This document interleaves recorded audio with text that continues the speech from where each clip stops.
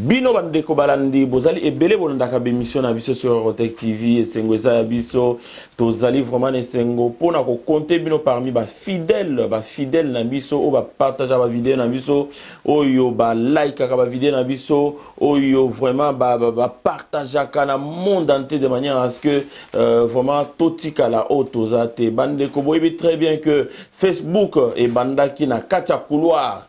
Donc, puisque biso to banda masolo wana to yebi yango très bien ndenge banda Facebook et banda na katia couloir lelo Facebook et comment site munene avec des milliards il y a adhérents. Donc to yebi très bien que Microsoft et banda na katia garage. Donc boyeba très bien que il faut commencer plus petit pour comment munene lelo et Rotec TV ezali obozo mona mais Rotec TV ezali oyo mona lobité puisque to tikalaka na stade ote makanisi et okene musika ndeko to yambako tangu nyonso tozana émission l'évangile en marche tiré du livre de Jean 5:8 olobelaka ndenge nini nzambe a koki kotambusa mukili ndenge nini nzambe atikaka bana na ete ndenge nini nzambe loboko neza mukusete pona kopambola oya ye mais na mwana lelo na kanti tokotikala vraiment na kati ya liloba nzambe. Il faut tout ça la différence pour la que par moment évangile en marche version biblique et politique et évangile en marche version biblique. Alors version biblique là on ne va parler que de la parole de Dieu. Le roi Petosa dimanche, Torocha adoration, Tolandande Konabiso, Maman Annabelle Dedo. Oui, Abimisi album qui toque, album ne limite pas Dieu. Donc, Toza Abino dans quelques minutes. À tout à l'heure.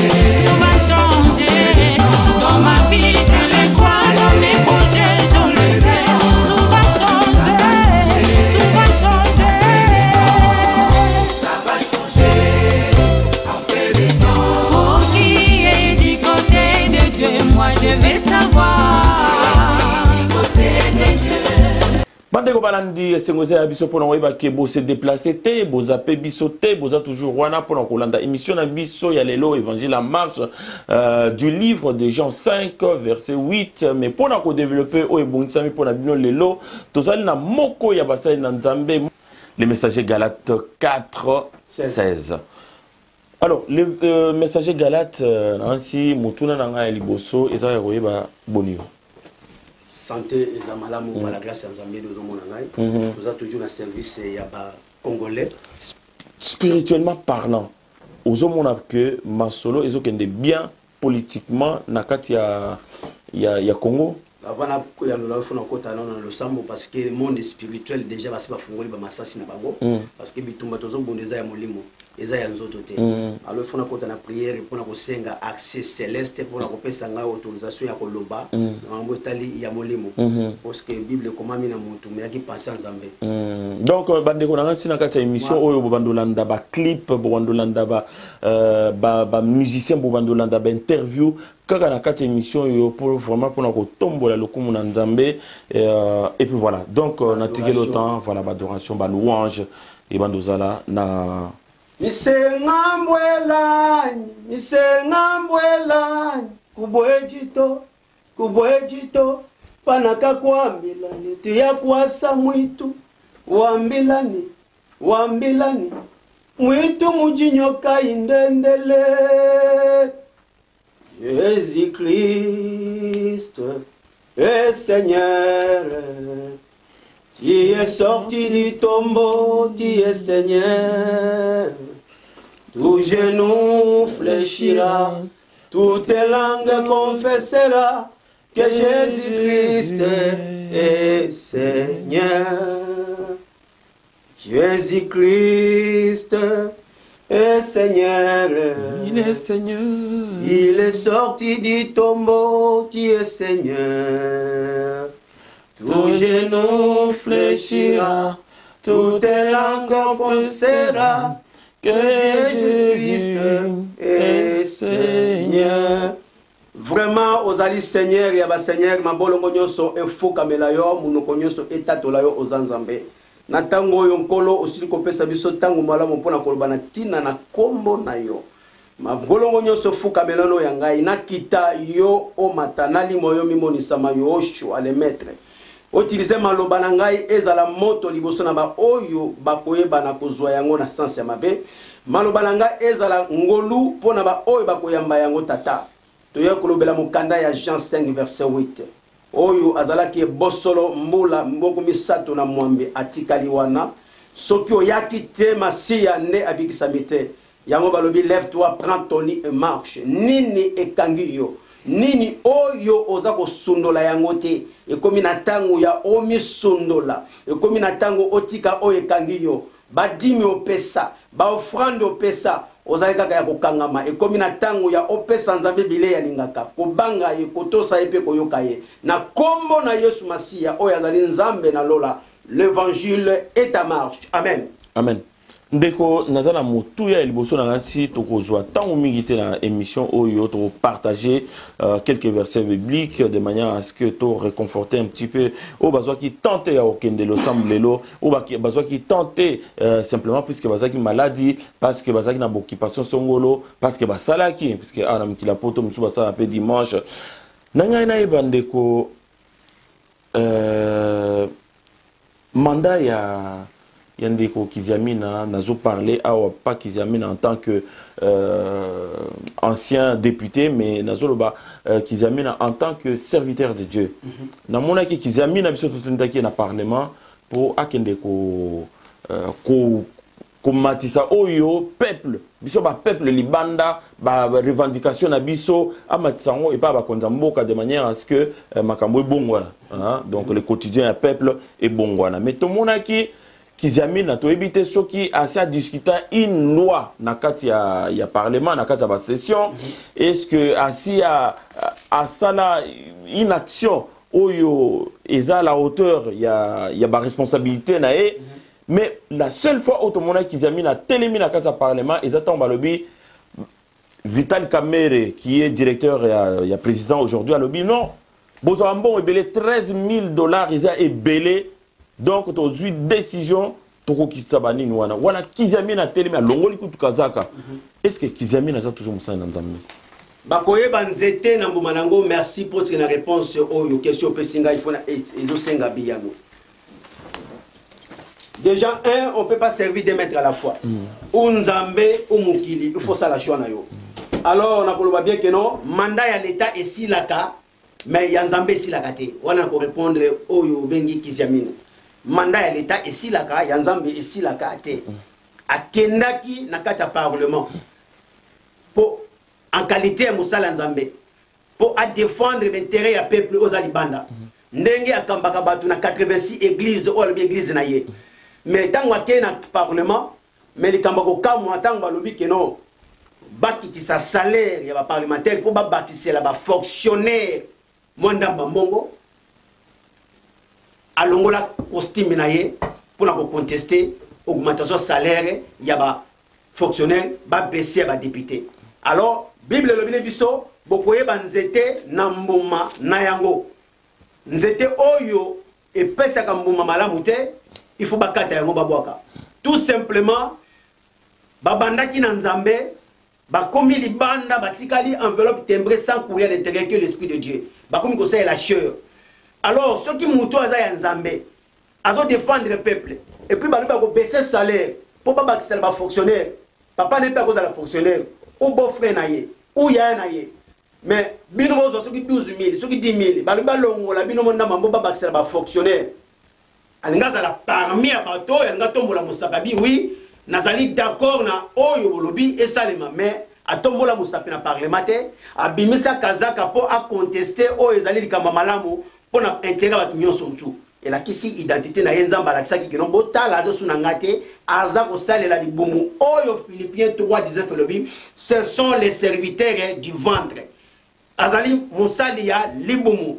Alors kaka na ndeko wana oyo bengi kisiamine lelo oyo aza ko lakisa bambuma na ye Matthieu 7 eza ko lakisa biso bien 4 à 6 eza ko loba na tina ya mutu oyo ezali na lolenge na bango nakata parlement croyez à que na qualité de serviteur ya Nzambe mais tango akei kuna akufela ki soki ndeko na ye songolo mpakala ebima na munoko ne moko na landaka bango malembe moko na moko biso to bakisaka te to longolaka te to zwaka kaka oyo bango balobi to tidie yango to comprendre que bazali banda. Alors du coup alobi akufela ki atindaki lettre ba souhaiter pas même mes condoléances na obemina kuna ba député mususu oyo ya assemblée. Alors ngiko bakeno azelina cadeau enveloppe za mutu soka kufe na matanga ba yo pesa yo alobi ba ya kotala ete ba souhaiter même mes condoléances te.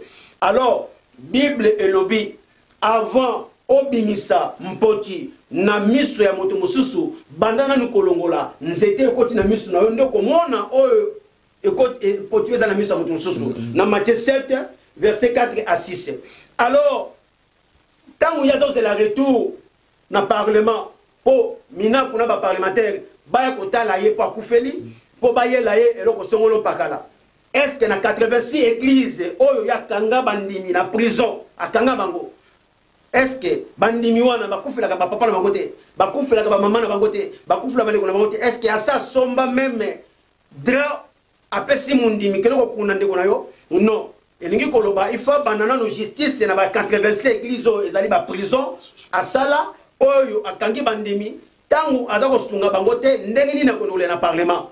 Nous avons ici mandat à l'État ici là, mais en Zambie ici là, Baza déjà les banda, Zamba Savomi Bango, Bazali ni froid ni chaud, Bazali Kotakatate, Bazali Motote, Bakomi Pi Zambasi à Sanzi Bango. Alors pour naye, nous toko koloba.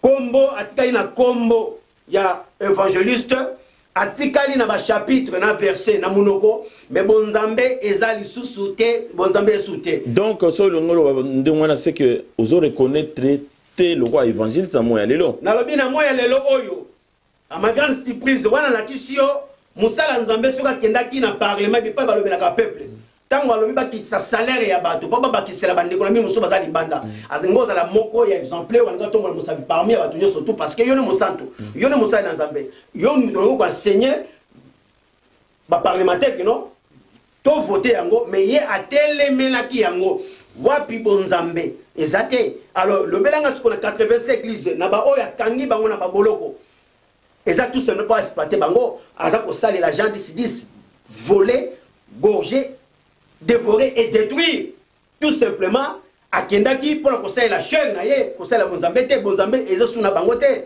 azana suna bonzambete azutika na chapitre na verset na munoko mais les lots tozana ndeko moko ndeko wapiti to ibe malamu puisque ezali moko ya oyo apesa la ba prophétie ebele voilà est-ce que ndeko wana ozo reconnaître le roi évangéliste prophète na koloba bien que non wapiti il est toujours le part na kotangango Wapiti n'a pas répondre, aza toujours le part akotika la lopar. Lopare a changé ka posona ya nzoto te. Batashi na ye elongwa kate. Alors on a kotanga pona wapiti. Wapiti réponse nezali na Jérémie 13 verset 23. Balobi nini? Est-ce que un Éthiopien peut changer la couleur de sa peau? Je ne le crois pas. Est-ce qu'un léopard peut enlever ses taches? Non. Dans 24 balobi. Et vous qui avez l'habitude d'agir mal, vous ne pouvez pas agir bien. Nzambe aebina koyalola wapiti il est toujours magicien, wapiti il est toujours nécromancien, azako sangle la komo ya Nzambe pona koboma milimo ya batu. À ce qui concerne Kizamine, réponse ezali yangoyo. Tokotanga mukepo bana Nzambe batanga ngo bayeba yango. Yoka ndenge ba Bible elobi na Matthieu 7 verset 4 à 6 na oyo etali Kizamine. Yoka elobi nini? Balobi na Matthieu 7, balobi verset 4 elobi nini? Bible elobi. Comment peux-tu dire à ton frère, laissez-moi enlever le bout de paille qui est dans ton œil, et toi qui as un tronc d'arbre dans le tien? Homme faux. Voilà un verset, oui, qui dit homme faux. Enlevez d'abord le tronc d'arbre qui est dans ton œil. Ensuite, tu verras assez clair pour enlever le bout de paille dans l'œil de ton frère. Ne donnez pas au chien ce qui est à Dieu. Wananga ite nzambe mutazo qualifier bango. Biloko ya nzambe ba pesa kango na bambwate. C'est-à-dire tango la kisinga ikizamini akei à défendre ba bolate, à défendre ba ozonyo ko na ba 85 église akanga bango te, mais alongoli costume na ye pona ko telemela ndenge ba lobi que no ba ko kisa salaire ba parlementaire ba kisela ba fonctionnaire. Bible et la kisibiso bazali banzete sambuma. Mais ils ont condamné Kizamine. Mais mon compétent à Kolinga Keno, salaire n'est l'on voit 13 000 et comme à 2500 $. Non. Balobité que l'on voit 13 000 et comme à 2500. Non. Voilà le lobby. Mais quand on va pési idée, na oyazo kamabango à l'époque Vital Kamere. Alobi non. Pourquoi oyazali pastorité utiliser humain na ye atali ndenge ba fonctionner bazo kolela kata mboka wana ndenge bana ba bazo tanga na mabele mais yo pasteur 86 église okanga bato na ba bâtiment okanga bango na église na prison na yo mais balobi ba kolongola même 100 ou 200 ba bakisela ba fonctionnaire mutu alinga za exemplaire na kata parlement zaye mais alongola costume para ko contester lobelanga sikoyo soka telemeli makama mbongo ndenge ni na 86 église bato akanga bango na prison est-ce que kolâcher bango? L'évangile est en marche. Et nous disons que ici, identité na yangoyo. Il faut abandonner le kolongola. Et puis na ke musika to le bien. Mais ce qui ont koufeli, to sala kana poto na koufela maman na ngai, ba pesa ngai draté, ba pesa nga sécurité, ba loba na nga 3 jours ya ole la maman na yo. Mais il y a un représentant du peuple donc il fallait qu'il mais représentant du peuple na yo ki alela bikeno na ba souhaitanga me connaissance té ba ya kotala ngate mais na tuni sikoyo bandimo ya kanga bango l'église tango ba koufela ba papa na bango na ba maman na bango et assemble bango batika mais wana ngano to zala té oui mais ngano to zala té mais imaginez ezali ya parlement mutalinga zala exemplaire eza ye na kati ya parlement au bible lobby alors atika ko zala exemplaire té akenda ki koluka nzoto yango bikeno Kizamine mandat ya l'état et si la ka yanzambe et si la kate yangwana ba remplacer bon na ba Eliezer Tamboye na ba ndeko na kanti tangu peuple atindi a pesio confiance a pesio mandat alobi kendo représenter ngai na parlement il faut moins ligne de conduite ça malam mais babilobeliwana et lobeliwana ngazo monango terre à terre hein, c'est pas digne d'un parlementaire mais est-ce que vraiment il y a un contrôle il y a éthique na kata parlement? Oui, mais le cola, merci, na mutuno pesinga, il faut na pesa biyano. Ne konsafu na landa na ba réseaux sociaux ndenge aye bakana ko dénoncer bandakala. Ndenge aza ko telemela o itali ba injustice. Wana merci wana za na balabala, mais c'est quoi ça député? Sikoyo na ngina il faut to banda nanu vaut mieux la fin que le commencement d'une chose. Na ko mona eza caméléon parce que na ebandeli na ebandeli azali ko défendre le peuple mais sikoyo tangu azui eloko oyo bane ko luka na ko comprendre à changer langage ya balu ya ba vipeur OK yende mutu azala na parole oyo ekwebena kozala apaiser liboso ya peuple mais akomi na ba parole mo ya li trop agressive ya ba division nalandi un parlementaire bakeno Kisasa ezali ya Bakongo mais Kisasa ya Bakongo te Kisasa ya Baombo la bateki pona mona Kisasa c'est-à-dire taper à côté azo même abatobi que o côté le melangai na ko ressusciter troublement na kata mboka non c'est un petit type vous comprenez c'est-à-dire oui na bien c'est un petit type Aza quand même parlementaire oui parlementaire à cause de la kata langage en tant que bakeno pourquoi na bi Milo siko koti na gena comment bien petit type na koti na gena yete un petit type na sens nini c'est-à-dire un parlementaire au quoi jise nenge wanate un petit type c'est qui si tango parlementaire au komema mboka na mukongo na yote au komema na mutu na yote il faut contrôler le langage na yo parce que comme mon lobeli ya batu azalo ko la ko prêcher batu na parlement a komema nini a komema langage mais lelo o nyo soza na kata parlement na kati mingi baza na langage na hein oui mama ikukeba baza pe terre à terre bon malgré ba diplôme à brandissant na kata internet mais langage pendeza parlementaire et bango tout simplement baza na kata service ya benemi ya république ba bengi la muka c'est les ennemis de la République au Balingi, délivrance ya mboka ya Congo te. Tout simplement, il faut bazo batuloko la mokebai, bazo batuloko la batsafu, na ba misusu po ba manipuler bango ba memaka opinion na division. OK, na moment oyo Nzambe azana besoin de division na mboka wana te. Tozo komema, tozo na besoin ya amour na unité parce que mokonza mboka azana besoin ya amour et ya na kata mitema ba congolais. Yango zoka toujours l'évangile la marche. Pourquoi? Parce que eza ya kokufa. Et Koufi na ba serviteur ya bandoki ya bangunza batamfu mbamano na bambingudi ba magicien ba oyo baliaka banyei baliaka bibembe ya batu pona ko konza bana na Nzambe yango zomona que no évangile il faut ça en marche parce que le ko eza okufa il faut tellement et lui ko banini ba perception exemple na Jean 5 verset 8 mais mutu oyo akenda pe na bâtiment mais le but qu'on a eu à jouer on a kata bâtiment tangela biso susu Jean 5:8 Jean 5 ezali malade ya 9 congolais sur 10 oya kena ko luka Nzambe na bâtiment nzoka Nzambe avana kata mutema mutu Nzambe avana ka bipai babanga kai batosa kai ndo komona loboko Nzambe ye azako représenter aveuglement spirituel ya peuple congolais balobi na Jean 5 verset 1er bandi suite il y a une fête juive et Jésus voit en Jérusalem près de la porte des moutons se trouve une piscine à 5 rangs de colonnes. En hébreu, on appela Bethesda. Sous ces colonnes, beaucoup de malades. Mais bien, je ne suis pas venu pour ceux qui sont en bonne santé, je suis venu pour ceux qui sont malades. Malades, le Kuta, hypocrisie, Bondoki, le Koso, Bondumba, malades spirituels. Au Congolais, 9 se disent Bazanayango. Alors, il se trouve les malades, sont couchés. Tant que vous allez malade, vous allez ebembe, moyo telema ezate. Mais au Kenya na kata bâtiment zaka malade, azandoki parce que nous allons malade. Il faut sikoyo obikisama, obikisama na dimité, obikisa no offrande il faut dénoncer kindoki na yo. Alors coucher des aveugles, des boités, des aveugles qui bindimandima, baza ko memayo na serviteur ya lokuta balobi conduit par un aveugle. Vous deux, vous allez tomber dans un même trou. Parce que vous avez même à mon akate. Namboa ya poto, à l'équipe 9 congolais na maïl. Parce que moi, à Kondisaka, maître naye, na métro, à on a Paris, à Zoko Kenene Banzela, Tina Piro. Moi, à Zagi Damoutou. Mais n'engeni nisikoyo, oza en face ya Ngunza, Yandoki, pasteur, Oyo, Alati Kosi, Mazali, Vrendoki. Mais, Babomi Bino toujours miso, vous allez comprendre. Mais maman m'a camé aux maman révélation, pour la connaissance de Nzambe que non, délivrance na yomoko Nzambe. Alors, parmi eux, il y a un homme malade depuis 38 ans.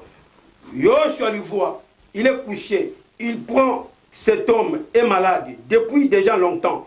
Il lui demanda, est-ce que tu veux guérir à tout nié mutunaka kamoko, olingina bikisayo? Parce que au moment où na kata bâtiment, oyo ba kosiyo, oyo ba exploitabino, oyo ba lela bino mambongo, oyo ba tabino mabumu na bana bino, mais ba tuni yoke olingi na sala na yo nini. Yoka réponse ya muto azali aveugle, muto azali malade.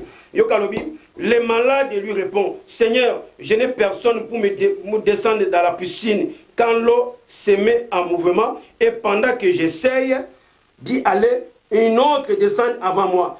Nazali na mutu ya kokoti sangai na kati na mai ya bwa kangate. Tangu naza koluka kokende, mutu mususu aleki mbangu liboso na ngai, moyena bikisa mezalite. Na verset 8 alibi na ye, lève-toi, prends ton lit et marche. Elingi koloba, tangu azana kati ya bâtiment, mate baza kote ya ezali ya okobala. okobota okopesa biso okozwa boye ekoti ebimi nzoto eza na bâtiment mais molimo za lili libanda malgré apesa nyonso bakopesa parce que na église bakoti makelemba na église bakoti bondumba na église bakoti ya bandoki batonda 80% bandoki na église batonda ozosati pasteur na diake bayokanaka te na église bakota ozomona porte parole na BTCC bayokanaka te mais le maître a dit dans verset 8 abi lève-toi prends ton lit et marche telema bwaka masumu na yo nde obikisami eza likambo ya bâtiment te eza likambo bato akote ya kuna te eza likambo ya yo na ngai tosila na okuta ina nzambe yango tozobeba na nzambe keno bosala ba bilan spirituel na bino to komi na tango évangile na marche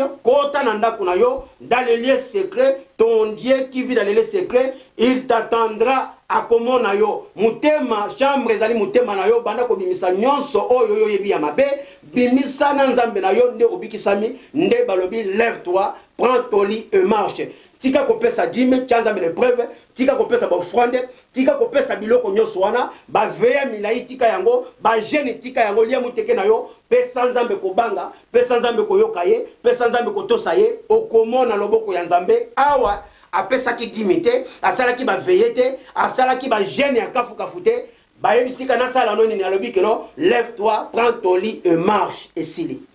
Merci beaucoup ndeko nangati tokomi na sukata on biso merci pour na liloba oyo outi côté ya bandeko o ba biso na yebi ke belé bazana bazelaka yo justement pour o pesa bango quelques versets bibliques oyo qui ko permettre bango banda semaine na ndenga bien na ndenga assurance si vous êtes d'accord avec ngai bino bolanda biso. Merci et à très bientôt sauf si tu as un dernier mot pour le dernier mot on appelle voilà. Béatrice Bongeli bana évangile à marche maman qui t'a toujours dans ma nzambe atikala toujours au combat parce qu'on a la bonne part et puis basambe la pona mokozamboka parce que ezali taille nzambe na katamboka et puis pona bana évangile à marche bosale la oyo to bengi Jean 5 verset 8 lève-toi prends ton lit et marche bolanda exemple ya muta maladi oyo asali ba jeune était asali ba jeune de prière était à côté ba veille de prière était apesi elo côté mais abwaki masumu na yepe abikisami bitumba na biso ezali na bangunza batamfumba mano na bambikudi ba passer ya banganga ba onyoso ba bimito ko recadrer bango spirituellement. Bon dimanche na banda kuna bino, que l'esprit de Dieu vous visite. Amen. Bon dimanche à toutes et à tous et à très bientôt sur Rodec TV. Bye bye. Bye.